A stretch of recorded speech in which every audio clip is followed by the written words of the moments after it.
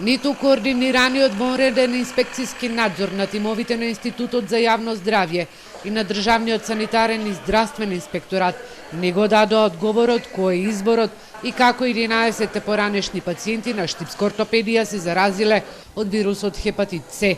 Епидемиолозите и инспекторите поминаат цел ден во болницата, а по завршената работа до медиумите испратија писмено соопштение во кое се вели дека на болницата се дадени насоки како понатаму да постапува.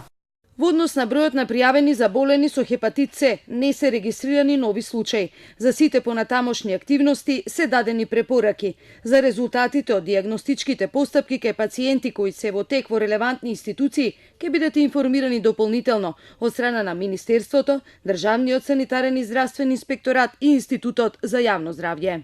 Врз основа на епидемиолошките анкети ќе се прави аналитичка студија што треба да открие како 11 пациенти се заразиле од вирусот хепатит С.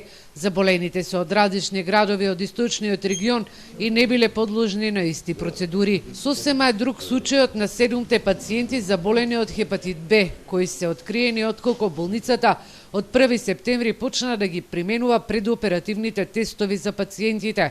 На овој начин болницата успеа да се заштити, но и да им укаже на пациентите дека пред да бидат хоспитализирани биле заразени со жолтица од типот Б.